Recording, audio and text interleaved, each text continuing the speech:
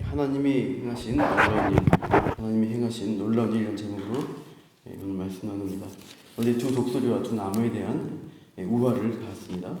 화려하고 큰 독수리가 먼저 나왔는데 그것은 바벨론 느부갓네살 왕을 가리킵니다. 그가 예루살렘을 정복하고 이제 항복한 요야긴 왕과 그 고관들을 바벨론으로 포로로 잡아갑니다. 독수리가 그것을 백향목 높은 가지, 연한 가지를 꺾은 것으로 우화에서 표현되었습니다. 한편 이 바벨론 왕은 그 땅의 종자를 큰 물가 옥토에 심습니다. 거기서 포도나무가 나죠. 그 종자는 남유다 마지막 왕인 시드기야이고 포도나무는 이제 시드기야의 왕국 남유다입니다.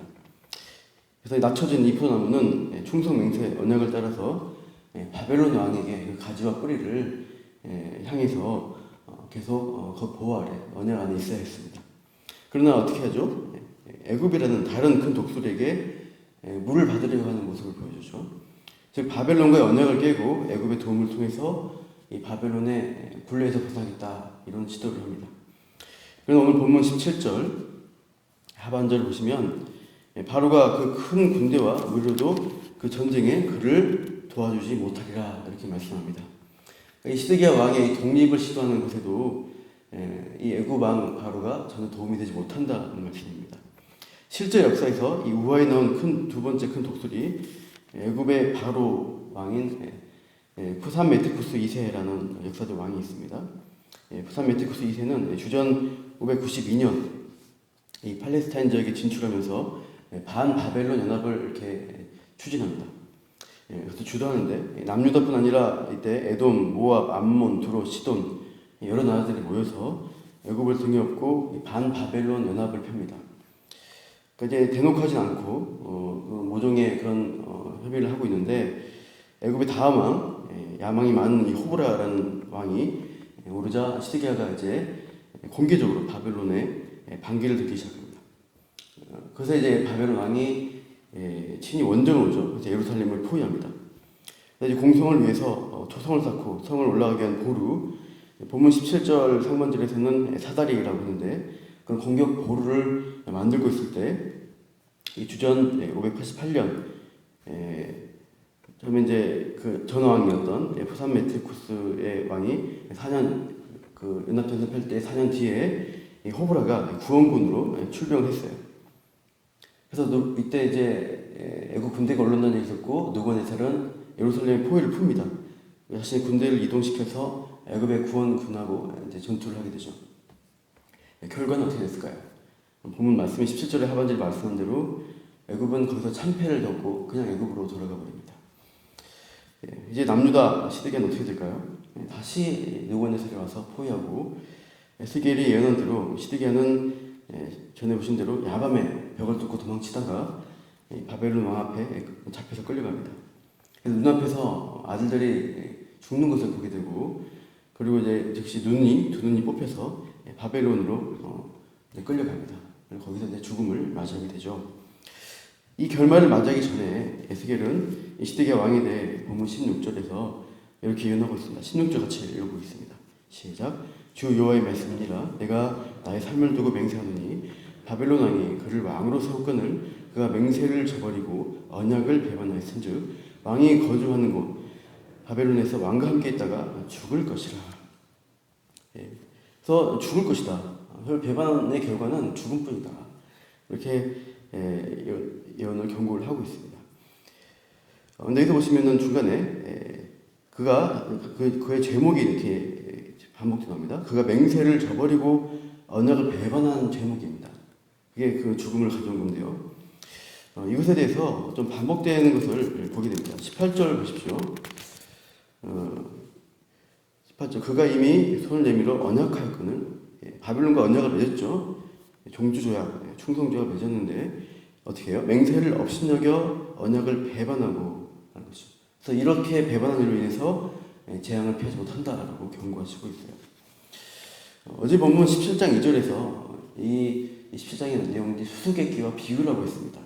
그러니까 비유는 의미를 생생하게 잘 드러내는 수사법입니다. 비유는 그렇고요. 수수께끼는 모호하게 감추는 방식입니다.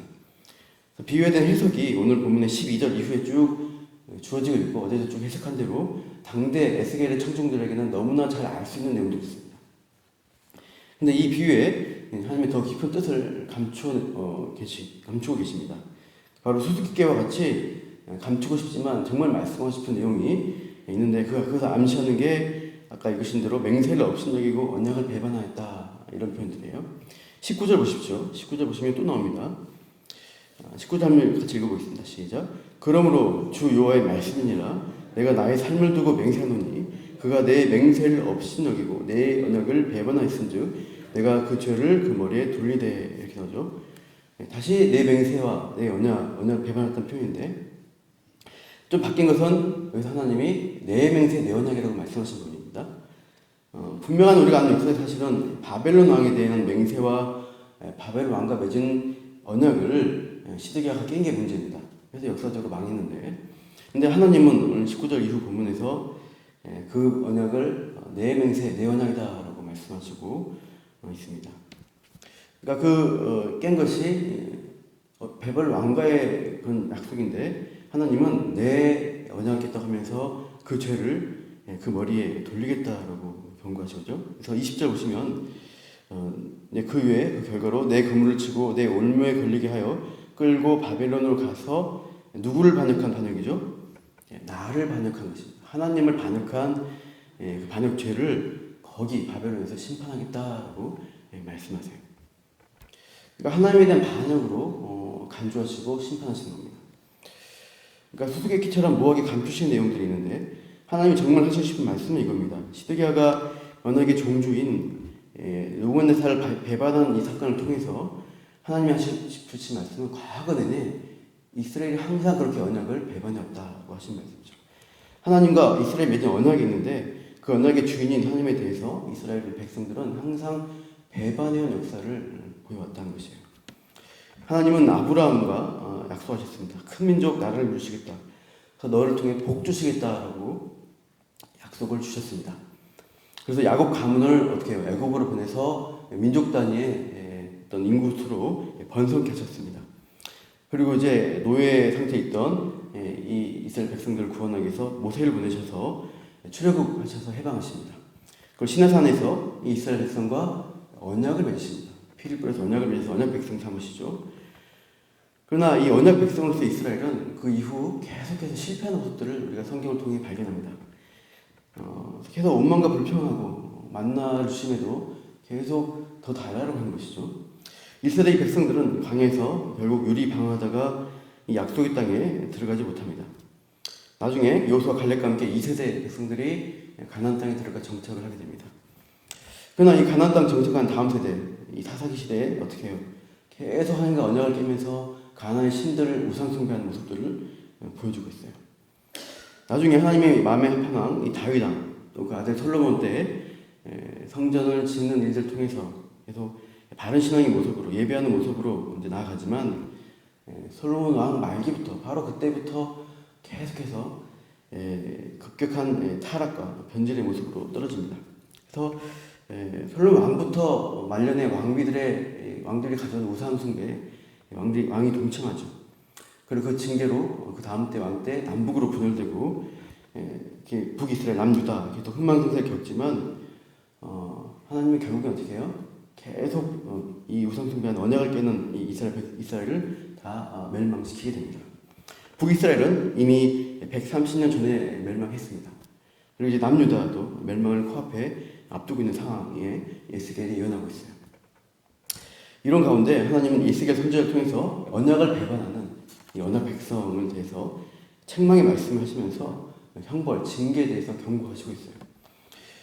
끊임없이 언약을 깨는 이 죄인들 향해서 하나님이 참으로 이 징벌, 너희들 죄인의 상태라는 걸 경고하시면서 그러나 이 언약이 파기된 것, 끝난 것이 아니라 그럼에도 하나님이 언약을 어떻게 이루실 것인가를 회복하실 것인가를 22절 이후에 말씀하시고 있습니다. 22절부터 24절 보시면 하나님이 수수께끼와 같은 이 회복의 말씀을 주시는데요. 22절 중간에 내가 백향목 꼭대기에서 아까는 독수리였습니다. 바벨론 왕이었는데 여기서는 하나님이 백향목 꼭대기에서 높은 가지를 꺾어서 심겠다고 하십니다. 아까 앞에 앞분 나온 대로 높은 새 가지를 하고 거기서 연한 가지를 꺾어서 어디 심습니까? 높고 우뚝 솟은 산에 심겠다. 가장 이 세상의 모든 나라들보다 높은 산 위에 그 연한 가지를 심겠다라고 말씀하시고 그 결과로 어떻게 됩니까? 23절 같이 읽겠습니다. 이스라엘 높은 산에 심으리니 그 가지가 무성하고 열매를 맺어서 아름다운 백향목이 될 것이요 각종 새가 그 아래 깃들이며 그 가지 그늘에 살리라. 이스라엘은 산보다 높은 산이 많이 있습니다. 그러나 하나님이 영적으로 볼 때 그 이스라엘 시온산 약속의 땅에 이 연한 가지를 심어서 열매 맺는 큰 그늘을 펴는 나무를 세우시겠다고 말씀하십니다. 하나님 나라를 이 이스라엘 통해서 이루시겠다는 약속입니다. 그래서 24절 보시면 들의 모든 나무, 세상의 모든 나라들이 높은 나무, 높아지고 교만한 그런 제국과 같은 나라들은 어떻게 하세요? 맞춰버립니다. 푸른 나무, 내가 스스로 풀을 수 있다, 무성하다라고 하는 그런 나라들을 말리시겠다라고 말씀하십니다. 그러나 낮아진 나무, 또 마른 나무, 스스로를 낮아지고 마르게 여긴 자들, 죄인 줄 알고 겸비하고 하나님의 약속을 의지한 자들에게 하나님 그들에게 높이시고 무성케 하겠다라는 약속의 말씀을 주시고 있습니다.